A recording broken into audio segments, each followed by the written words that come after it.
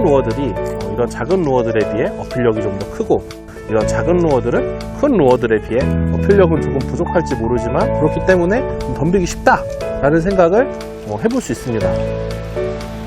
고기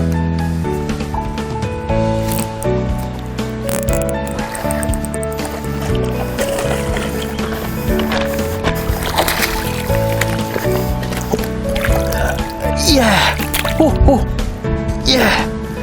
얘네도 다 각자 어떤 쓸모가 있기 때문에 큰 사이즈와 작은 사이즈가 있는 거다 라고 생각을 하시는 게 조금 더 정답에 근접하지 않았나 라는 생각을 해요.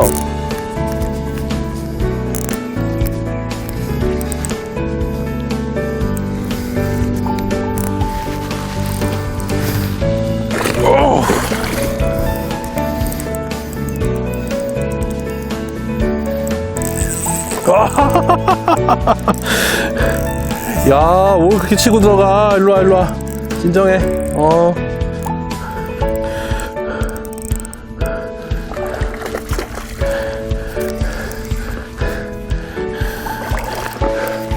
일로와.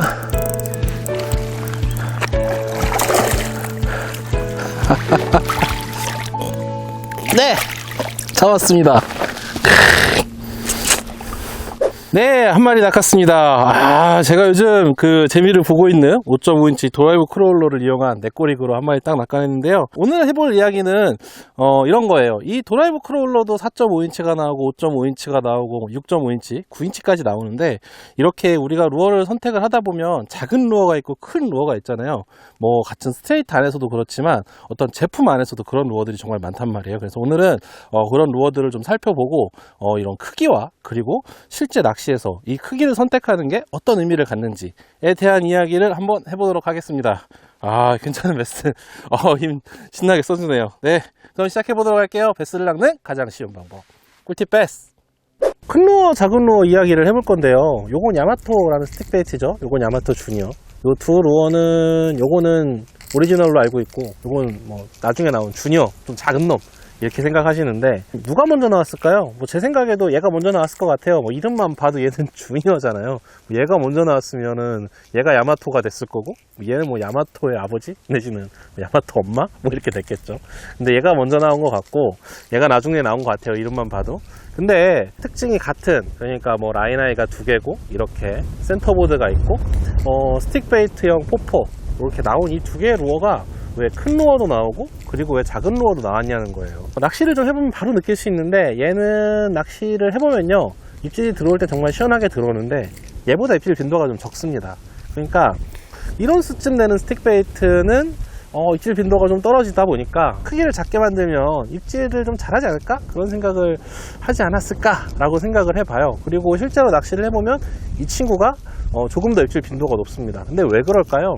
작은 루어가 왜 입질 빈도가 높을까요? 첫 번째는, 이건 그냥 제 생각인데, 루어가 작으면 아무래도 이 루어를 이렇게 딱 때릴 때 만만하게 보이니까 아무래도 입질하기가, 베스 입장에서 이걸 뭐 공격을 하던 한 툭툭 건드려 보는 거든 일단 한번 덤벼보기가 쉽지 않을까요? 그런 생각이 좀 들고, 두 번째는 그렇다 보니까 작은 고기들도 이 녀석을 때릴 수 있는 거예요. 그래서 좀 만만해 보이고 좀 더 작은 녀석들마저도 그 녀석들을 칠 수 있다 라는 생각이 드니까 결론은 만만해서죠. 그래서 작은 루어가 좀 입질을 더 많이 받는 것 같고요.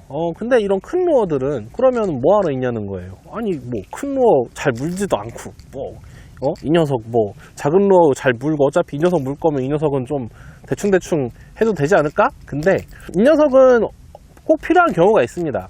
제가 1온스짜리 스틱 베이트를 엄청 좋아하는데 그 이유는 좀 이렇게 광범위하게 어필하기 때문이거든요. 루어가 작은 거에 비해서 루어가 클 때는 확실히 루어를 정확하게 인식하게 해준다고 해야 되나? 루어가 어필하는 범위가 조금 더 넓어지는 것 같아요. 당연히 그렇게 생각할 수 있겠죠. 크기가 크니까 이렇게 한 번 물을 밀어내도 더 많은 물을 밀어낼 거고, 파동을 만들더라도 더 큰 파동을 만들 거고, 그리고 일단 크면 잘 보이잖아요. 그러니까 제 생각에는 이런 큰 루어들이 이런 작은 루어들에 비해 어필력이 좀 더 크고, 이런 작은 루어들은 큰 루어들에 비해 어필력은 조금 부족할지 모르지만 그렇기 때문에 좀 덤비기 쉽다 라는 생각을 해볼 수 있습니다.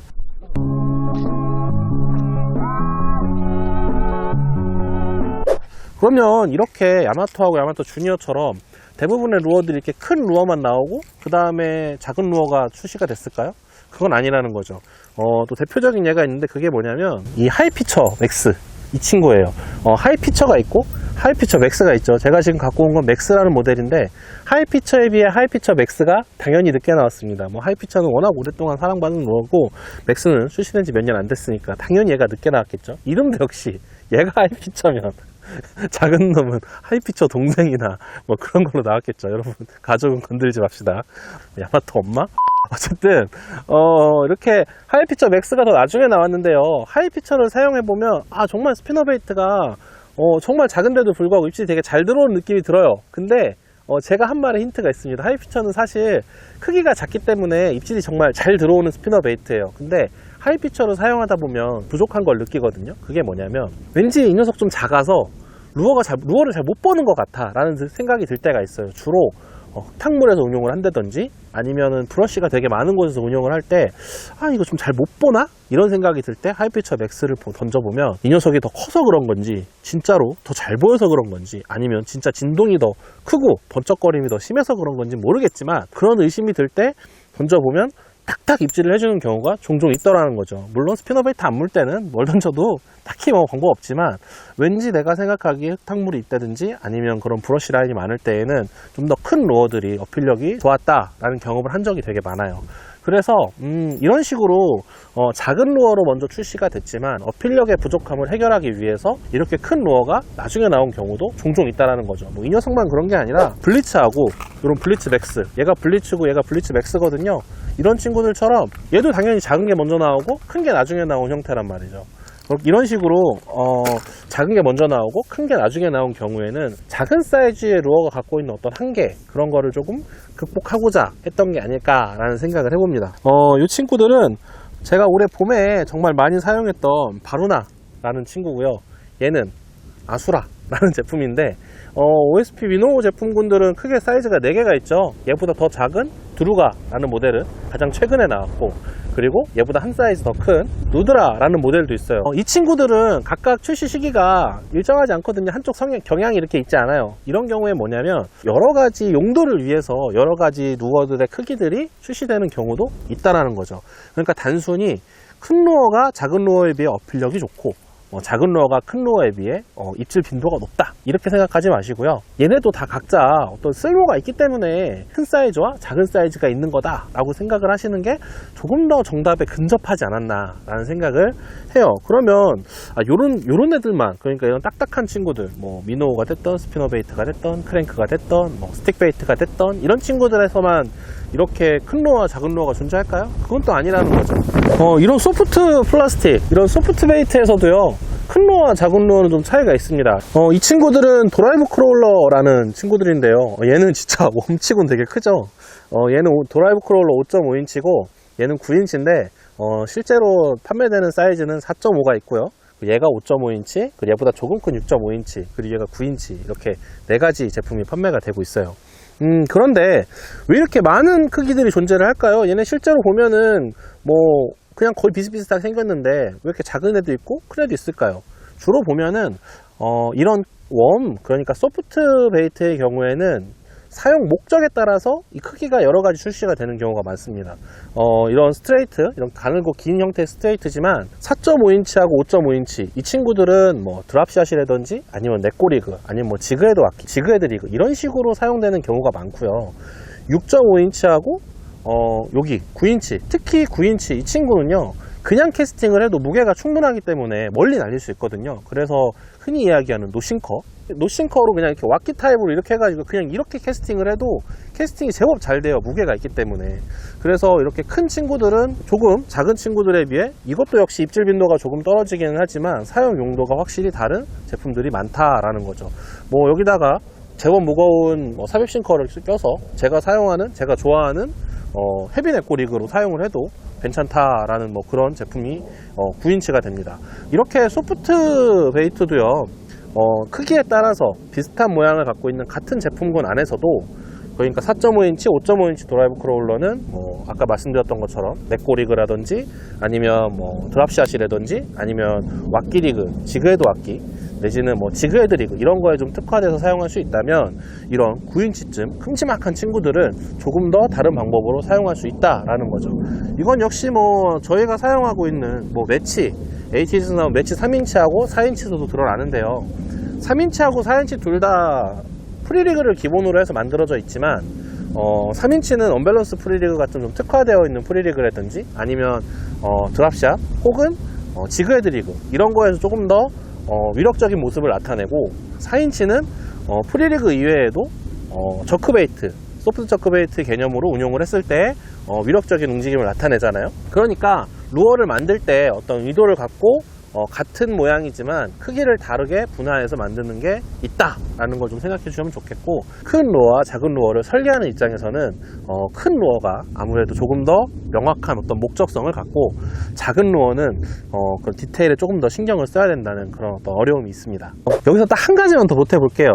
그게 뭐냐면 우리 PD님이랑 저는 ATG라는 루어 회사를 하잖아요. 그래서 루어 디자인도 하고 그리고 그 루어를 실제 제품으로 만들기도 하는데 큰 루어를 만들 때랑 작은 루어를 만들 때 어떤 부분에서는 좀 더 수월한 게 있고 어떤 부분은 좀 어려운 게 있거든요. 그게 뭐냐면 큰 루어를 만들 때는요, 예를 들면 뭐 집게발이라든지 어떤 이런 주름들을 만들 때에는 이 주름의 역할을 정확하게 구현해낼 수가 있어요. 왜냐면 루어가 충분히 크기 때문에 이렇게 작은 루어에다가 주름을 넣을 때에는 이 주름의 크기를 조금 더 키우기 위해서, 예를 들어 뭐 수류의 저항을 조금 더 받게 하기 위해서 이 주름을 조금 더 키우면요 엄청 부자연스러워지는 경우가 있거든요. 근데 이런 큼지막한 친구들은 이렇게 큼지막하게 만들어도 그래 정확하게 이런 느낌이었어 라고 내가 개발자가 생각했던 어떤 의도 내지는 개발자가 이런 부속들, 이런 부품들을, 이런 주름들, 이런 모양들을 만들어서 하려고 했던 어떤 개발자의 의도를 정확하게 표현해낼 수 있어요.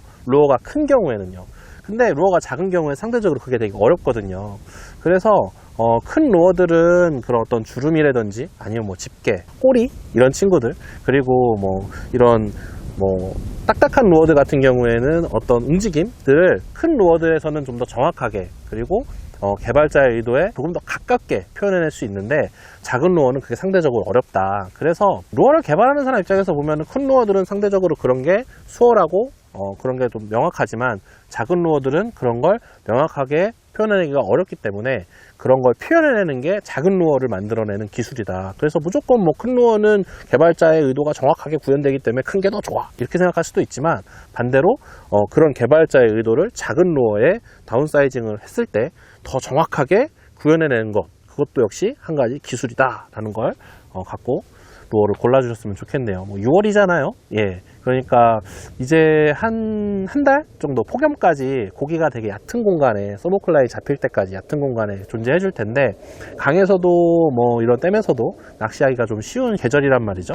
그럴 때 우리가 이번 주 낚시를 가기 위해서 인터넷 쇼핑을 할 때 맨날 사던 것만 사지 말고 이건 큰 게 있었네, 이것도 작은 게 있었네, 이건 또 어떻게 써보면 좋겠다, 이건 또 이렇게 써보면 좋겠다, 그렇게 생각을 해갖고 루어를 고르시면 또 낚시 갈 때 재밌지 않을까요? 혹시 뭐 보시고 이런 루어는 정말 좀 더 큰 게 나왔으면 좋겠다, 이런 건 좀 작은 게 나왔으면 좋겠다 라는 걸 댓글로 남겨주시면 저희가 또 이 또 영향력 있지 않습니까? 보시고 맞아 나도 그런 게 있다 라는 생각이 들면 한번 건의도 한번 해보고 할게요.